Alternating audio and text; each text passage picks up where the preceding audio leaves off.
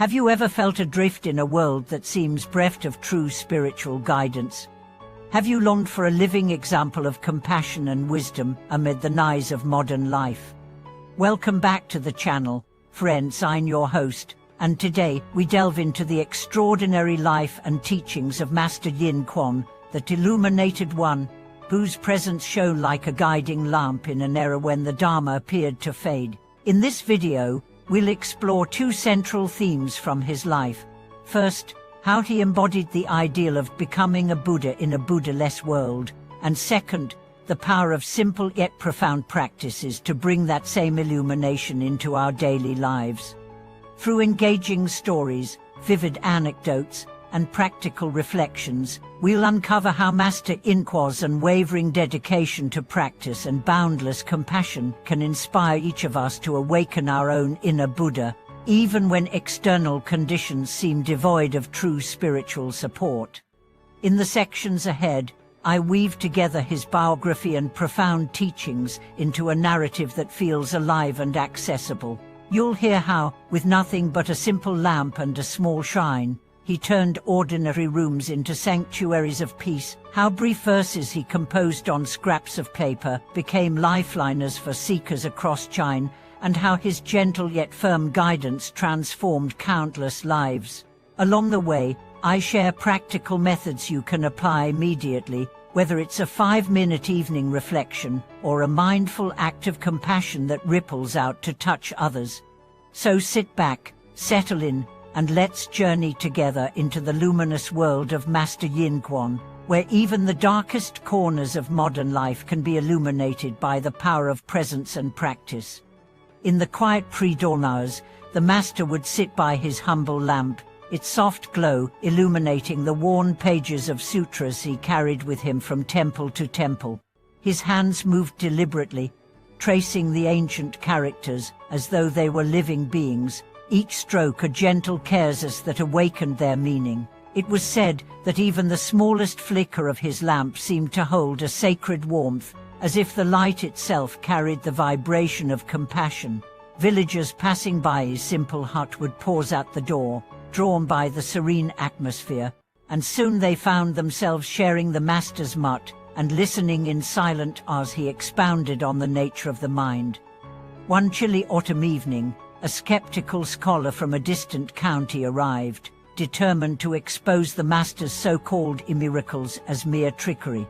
Armed with lofty arguments and classical references, the scholar challenged him to demonstrate the truth of enlightenment in front of the assembled devotees. Instead of arguing, the Master invited him to light the lamp beside his own.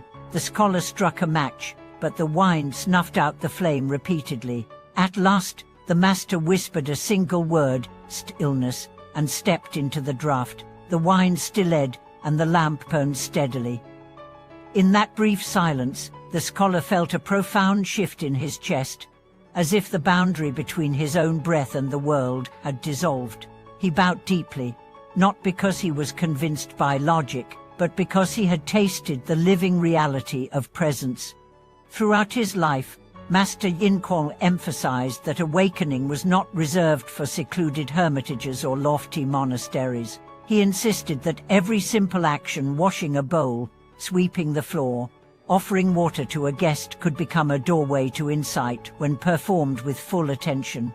A young novice once confessed that she found sitting meditation unbearably dull, her thoughts racing and her body aching. The Master asked her to carry a single droplet of water in her hand, never letting it spill. As she moved through the courtyard, she discovered that every step required her full awareness, the slight tilt of her wrist, the cool weight of the water, the soft rustle of her robes against the stone.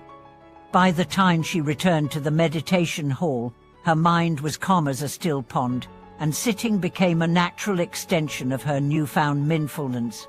In one memorable encounter, a wealthy merchant sought the Master's blessing in hopes of securing greater fortune. He arrived in an ornate litter, accompanied by servants bearing gifts of silk and incense. The Master received him kindly, accepting a single cup of tea. As the merchant prepared to leave, convinced he had received a meaningful ritual, The master quietly asked, "When you poured the tea, did you do so for yourself or for the tea?" Puzzled, the merchant returned, cup in hand, and watched as the master poured water into it with complete absence of self-consciousness. At that moment, the merchant felt as though all his ambitions had been laid bare, and she understood that true wealth arises when one's heart pours out its gift without clinging. He left with empty hands, but felt richer than ever. Often the master would speak of the Buddha seed, inherent in every being, a spork of wisdom and compassion, awaiting gentle cultivation.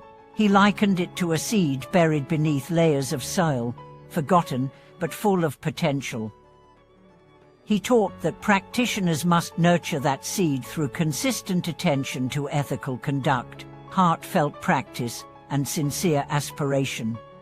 A retired soldier, haunted by memories of conflict, approached the master in despair, claiming that his past deeds made him unworthy of awakening. The master simply placed his palm on the soldier's shoulder and recited a short verse about the limitless capacity of the human heart to heal and transform. Over time, the soldier found himself drawn to the monastery's communal work, offering service without expectation.